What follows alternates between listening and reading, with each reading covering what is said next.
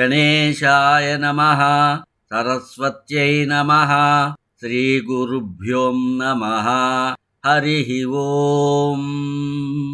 జ్ఞానప్రదీపిక ఛానల్ని వీక్షిస్తున్న యూట్యూబ్ ప్రేక్షకులందరికీ జ్ఞానప్రదీపిక ఛానల్ తరఫున పాతూరి జ్ఞానేశ్వర శర్మ క్రోధినామ సంవత్సర శుభాకాంక్షలు. అందరికీ ఈ క్రోధినామ సంవత్సరము సుఖము, శాంతి, ఆనందము, ఆరోగ్యము, సౌభాగ్యములు కలుగు చేయాలని, సంకల్పించిన ప్రతి కార్యములోనూ ఘన విజయాన్ని సాధించాలని ఆ భగవంతుణ్ణి ప్రార్థిస్తూ క్రోధినామ సంవత్సరం ప్రారంభం అవుతోంది. ఏప్రిల్ 9వ తేదీ నుంచి చైత్రమాసం ప్రారంభం. ఈ చైత్రమాసంలోని ముఖ్యమైన పర్వదినాలను గురించి తెలుసుకుందాం. 2024వ సంవత్సరం ఏప్రిల్ 9వ తేదీ నుండి మే 8వ తేదీ వరకు చైత్రమాసం. పౌర్ణమి నాడు పూర్ణచంద్రుడు ఏ నక్షత్రములో ఉంటే ఆ నెలంతా కూడా ఆ నక్షత్రము పేరుతో పిలువబడుతుంది. ఇప్పుడు పౌర్ణమి నాడు చంద్రుడు చిత్తా నక్షత్రంలో ఉంటాడు.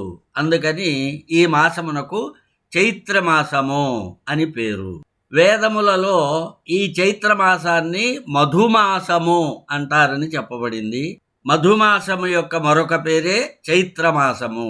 2024వ సంవత్సరం ఏప్రిల్ 9వ తేదీ మంగళవారం చైత్రశుద్ధ పాడ్యమి, క్రోధినామ సంవత్సర ఉగాది. చైత్రే మాసి జగద్బ్రహ్మ ససర్జ ప్రథమే అహని శుక్లపక్షే సమగ్రంతు తదా సూర్యోదయే సతి ప్రవర్తయామాస తథా కాలస్య గణనామపి గ్రహాన్ నాగాన్ ఋతూన్ మాసాన్ వత్సరాన్ వత్సరాధిపాన్. బ్రహ్మదేవుడు ఈ జగత్తును చైత్రమాస శుక్లపక్ష ప్రథమ దినమున సూర్యోదయ వేళ ప్రారంభించాడు. కాలగణనం, గ్రహ, నక్షత్ర, ఋతు, మాస, వర్ష, వరాధిపులను ప్రవర్తింపజేశాడు అని ధర్మశాస్త్రాలు చెప్తున్నాయి. కనుక సృష్టి ప్రారంభమైనటువంటి రోజు అంటే యుగము ప్రారంభమైనటువంటి రోజు యుగ ఆది. ఆ యుగాదే ఉగాదిగా మార్పు చెందింది. ఈ ఉగాది నాడు ముఖ్యంగా చేయవలసినటువంటి పనులు: నూతన సంవత్సర కీర్తనాద్యారంభం, ప్రతిగృహ ధ్వజారోహణం, నింబపత్రాశనం, వత్సరాది శ్రవణం, నవరాత్రారంభ. ఈ నూతన సంవత్సరం నాడు సూర్యోదయమునకు ముందే నిద్రలేచి అభ్యంగన స్నానము చేసి నూతన వస్త్రములను ధరించి సంవత్సరాన్ని కీర్తించటం అంటే పాత సంవత్సరంలో జరిగిన మంచి చెడ్డలను స్మరించుకొని కొత్త సంవత్సరంలో శుభాల కోసం వివేచన చేయటం, ప్రతి గృహాన్ని మామిడి మండలు లేక వేప మండలతో అలంకరించటం, ప్రతి గృహంపై ధ్వజాన్ని ఎగరవేసి ఇష్టదేవతారాధన చేసి ఉగాది పచ్చడిని నివేదన చేసి ఆ ఉగాది పచ్చడిని భుజించాలి. పంచాంగ శ్రవణము చేయాలి. చైత్రశుద్ధ పాడ్యమి అంటే 2024 ఏప్రిల్ 9 మంగళవారం నుండి వసంత నవరాత్రులు ప్రారంభం. ఇవి 9 రోజులు ఉంటాయి. చైత్రశుద్ధ నవమి బుధవారం అంటే 2024 ఏప్రిల్ 17వ తేదీ వరకు వసంత నవరాత్రులు. వసంత ఋతువు, శరద్ ఋతువు, ఈ 2 ఋతువులు కూడా చాలా భయంకరమైనటువంటి ఋతువులు. ఈ ఋతువుల్లో మానవులు రోగగ్రస్తులవుతారు. వీటి ప్రభావం వలన చాలామంది ప్రాణాలు కూడా కోల్పోతూ ఉంటారు. అందుకని ఈ 2 ఋతువులను యమదంష్ట్రాలు అని చెప్పబడతాయి. ఆ ప్రమాదాల నుండి రక్షింపబడటానికి భగవద్ అనుగ్రహం కావాలి. కనుక ముఖ్యంగా ఈ వసంత నవరాత్రులలో అమ్మవారి యొక్క ఆరాధన చేస్తారు. కాబట్టి శక్త్యానుసారంగా అమ్మవారిని లేక తమ ఇష్టదైవాన్ని తప్పనిసరిగా ఆరాధన చేయాలి. ఈ 9 రోజుల్నే వసంత నవరాత్రులుగా దేవి ఆరాధనకి, శ్రీరామారాధనకి చెప్పబడ్డాయి. అంటే ఈ 9 రోజులు రాముల వారికి సంబంధించిన ఆరాధన చేయటం, లేదు రామాయణ పారాయణ చేయటం, చెప్పబడ్డాయి. కాబట్టి ఈ 9 రోజులు ఒక నియమ పాలనతో దైవారాధన చేయటం వల్ల సంవత్సరం అంతా శుభం కలుగుతుంది. 2024 సంవత్సరం ఏప్రిల్ 11 గురువారం, చైత్ర శుద్ధ తదియ. ఆ రోజు ముఖ్యంగా ఆందోళికా వ్రతం, సౌభాగ్య గౌరీ వ్రతం, సౌభాగ్య శయన వ్రతం, మత్స్య జయంతి. ఆందోళని వ్రతం, సౌభాగ్య వ్రతం అనేవి స్త్రీలకు సౌభాగ్యానికై వ్రతకల్పంలో చెప్పబడినటువంటి వ్రతాలు.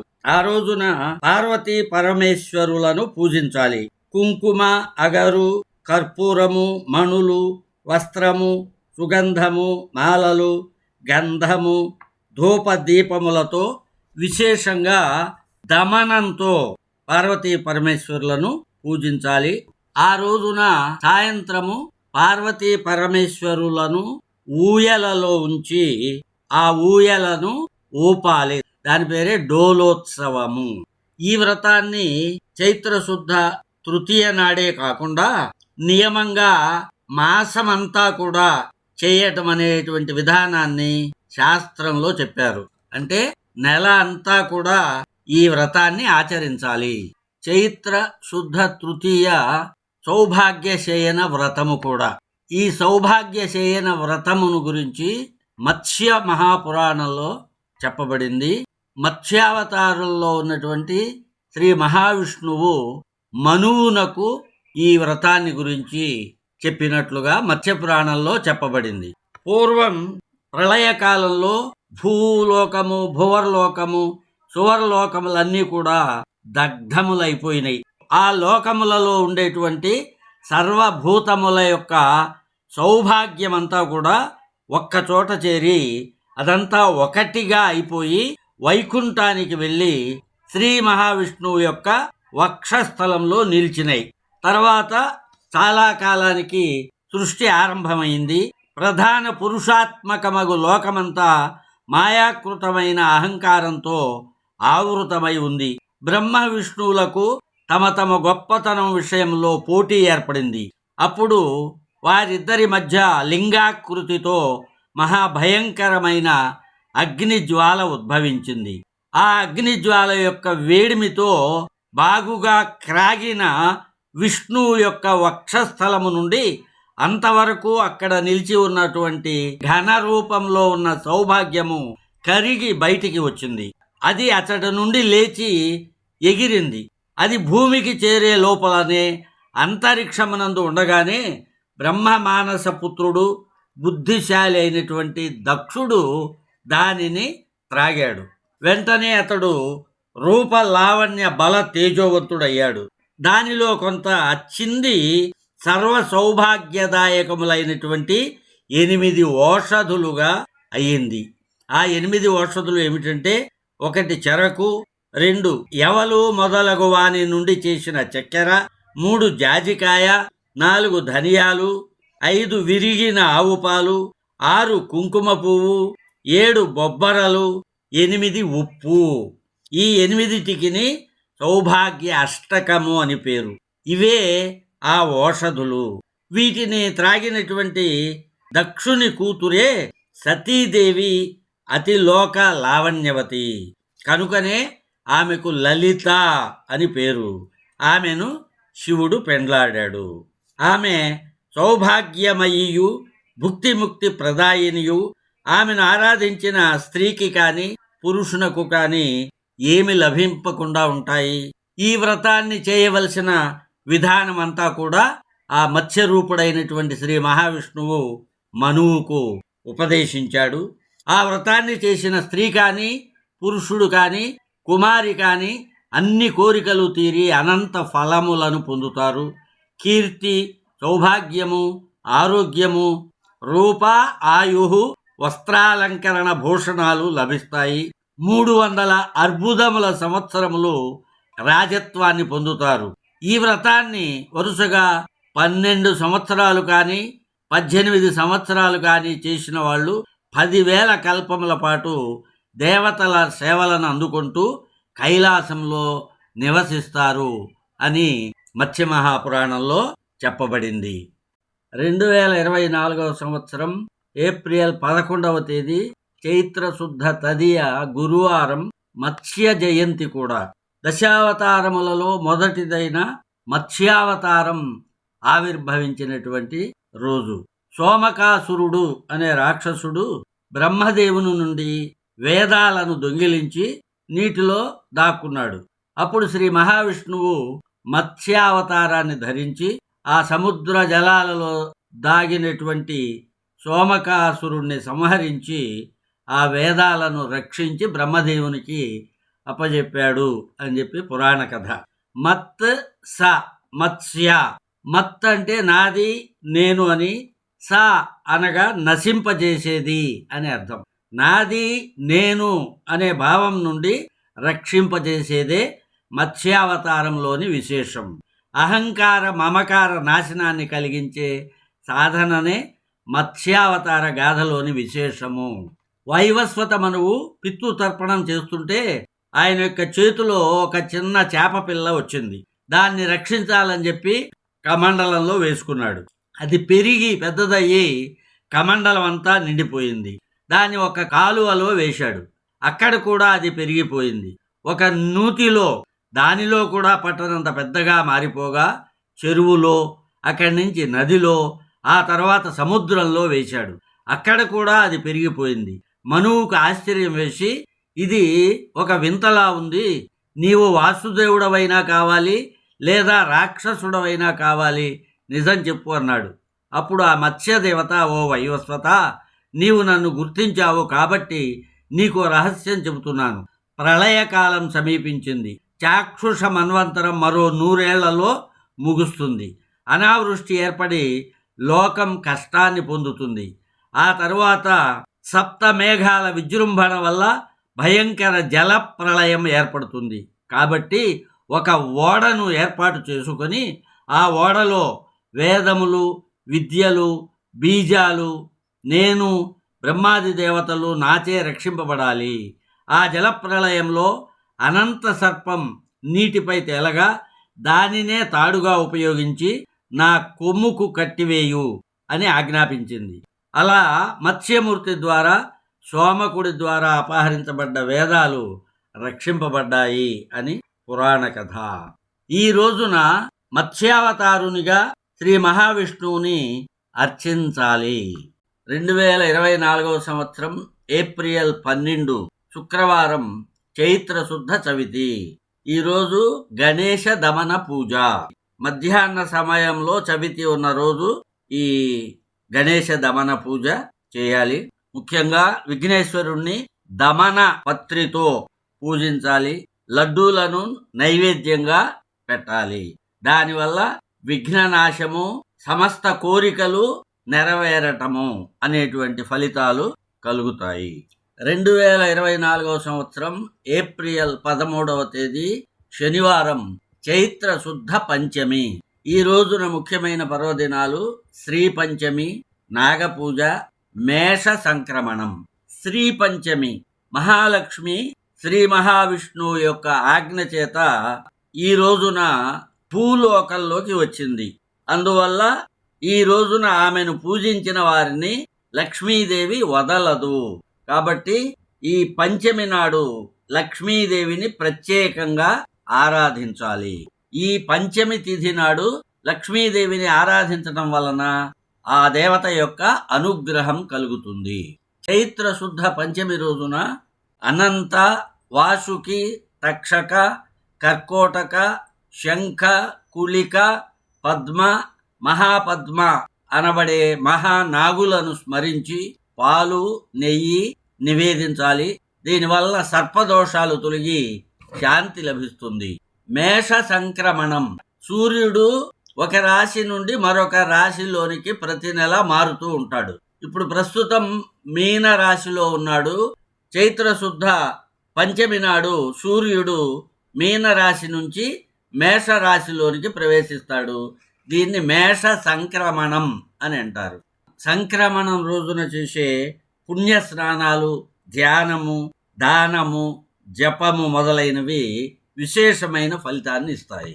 2024 సంవత్సరం ఏప్రిల్ 14 ఆదివారం చైత్రశుద్ధ షష్ఠి, దీన్ని స్కంద షష్ఠి అంటారు.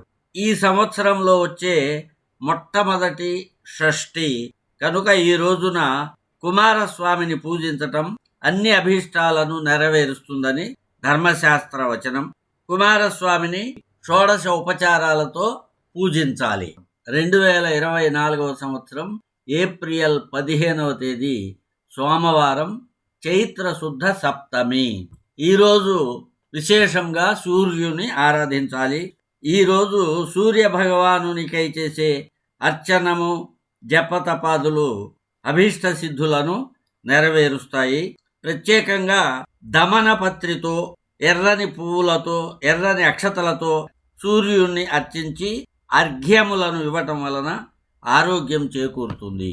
2024 సంవత్సరం ఏప్రిల్ 16వ తేదీ మంగళవారం, చైత్ర శుద్ధ అష్టమి.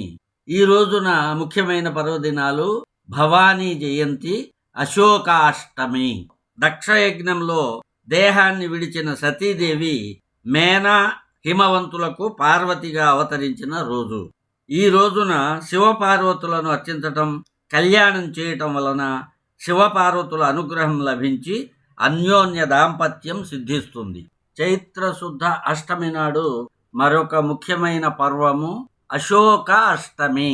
ఈ రోజున అశోక వృక్షమును పూజించి ఆ చెట్టు యొక్క 8 మొగ్గలను ప్రసాదంగా స్వీకరించాలి అనే వ్రత విధానం శాస్త్రంలో చెప్పబడింది.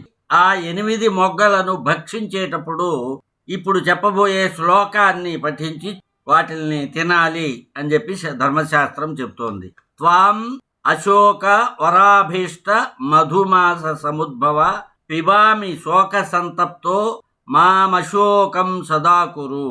అంటే వసంతమందు పుట్టి సమస్త జనులకు ప్రియమైన ఓ అశోకమా, నేను శోకతప్తుడను, నిన్ను నియమముతో భక్షించుతున్నాను, నన్ను శోకరహితుని చేయుము అని ఆ అశోక వృక్షాన్ని ప్రార్థించి ఆ అశోక మొగ్గలను భక్షించాలి.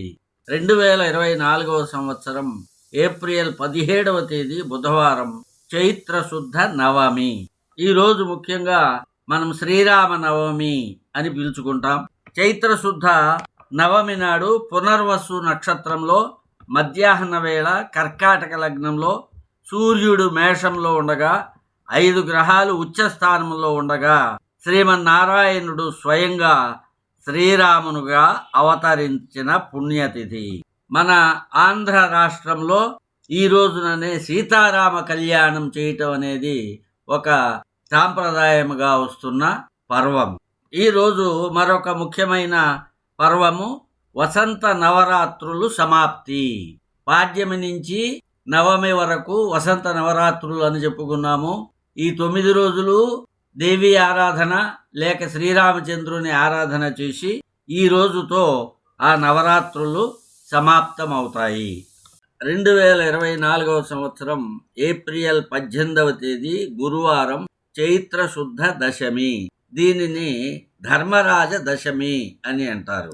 ఈ దశమి రోజున యమధర్మరాజుని పూజిస్తే మరణ భయం తొలగుతుందని పెద్దలు శాస్త్రములు చెప్తున్నాయి. ఈ రోజు ముఖ్యంగా కఠోపనిషత్తులోని నచికేతుని యొక్క కథను వినాలి. 2024 సంవత్సరం ఏప్రిల్ 19 శుక్రవారం, చైత్ర శుద్ధ ఏకాదశి. ఈ రోజున ముఖ్యమైన పర్వదినాలు శ్రీకృష్ణ డోలోత్సవము, కామద ఏకాదశి. ఈ రోజున శ్రీకృష్ణుణ్ణి ఉయ్యాలలో ఉంచి అర్చించటం మంచిది. ఉయ్యాలలో ఉన్న కృష్ణమూర్తి దర్శన మాత్రం చేత కలిదోషాలు పోతాయి. ఊయలను ఊగించినచో 1000 అపరాధములు క్షమింపబడతాయి. 1,000,000 జన్మలలో చేయబడిన పాపములన్నీ తక్షణమే నశిస్తాయి. అంతమందు విష్ణు సాలోక్యం కలుగుతుంది.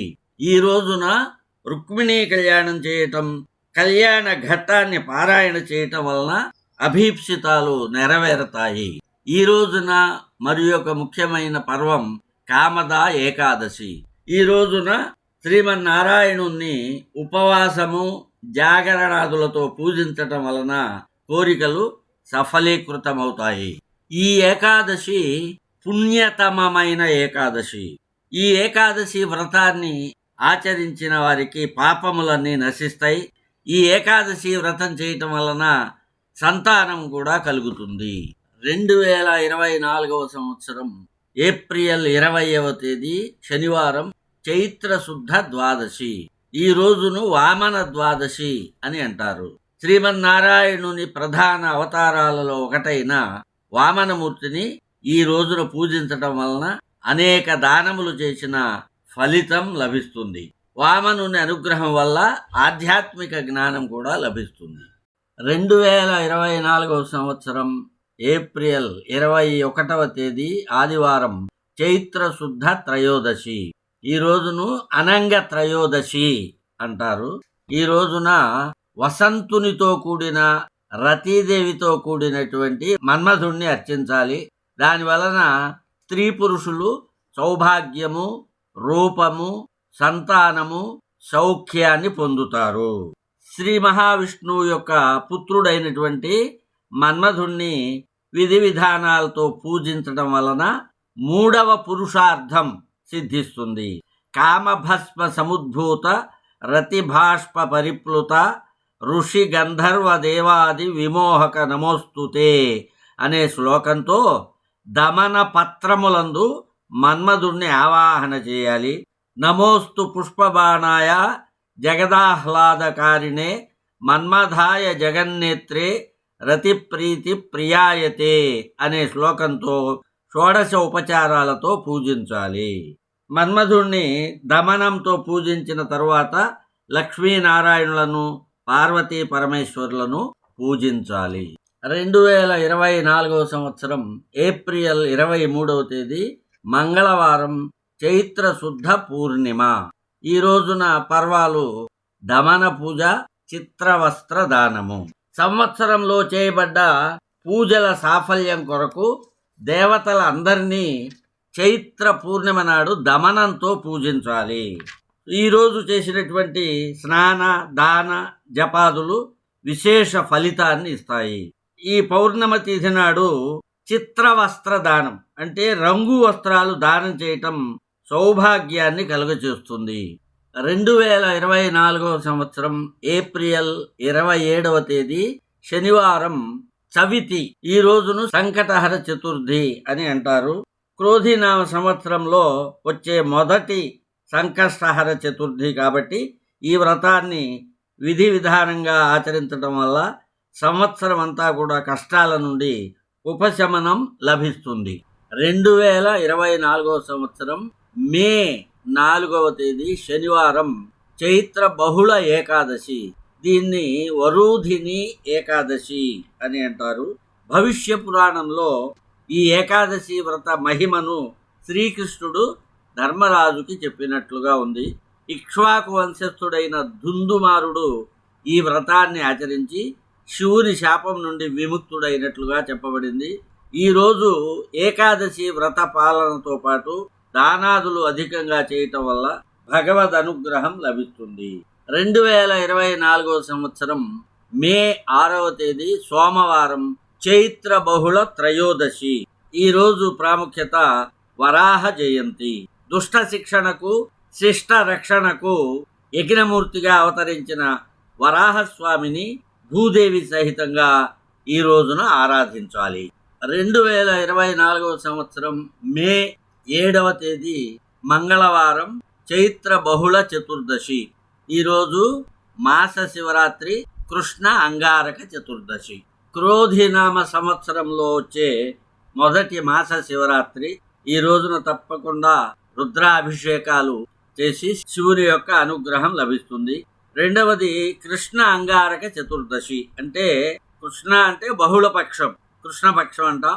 కాబట్టి బహుళపక్షంలో చతుర్దశి మంగళవారం అయితే దాన్ని కృష్ణ అంగారక చతుర్దశి అని అంటారు. కాబట్టి మంగళవారం చతుర్దశి కలిసి రావటం అత్యంత యోగదాయకమైనటువంటి విషయం. ఈ రోజున ముఖ్యంగా లక్ష్మీనారాయణులను కానీ, ఉమామహేశ్వరులను, గణపతిని, సుబ్రహ్మణ్యేశ్వర స్వామిని, అమ్మవారిని ఎవరిని పూజించినా ఉత్తమ ఫలితాలు లభిస్తాయి. 2024 సంవత్సరం మే 8 బుధవారం, అమావాస్య. అమావాస్య కనుక ఈ రోజున పితృదేవతలకి తర్పణాలు దానాదులు ఇవ్వటం ఎంతో శ్రేయస్కరము. ఈ మాసంలో వచ్చినటువంటి ఆయా పర్వదినాలలో ఆయా దేవతలను ఆరాధించి వారి యొక్క అనుగ్రహాన్ని ఆశీస్సులను పొంది ఈ సంవత్సరం అంతా కూడా సుఖశాంతి సౌభాగ్య ఆరోగ్యములతో గడవాలని భగవంతుని ప్రార్థిస్తూ స్వస్తి ప్రజాభ్యః పరిపాలయంతాం న్యాయేన మార్గేణ మహిమహీషః గోబ్రాహ్మణేభ్యः శుభమస్తు నిత్యం సమస్తలోకాः సుఖినో భవంతు. ఓం శాంతి శాంతి శాంతి.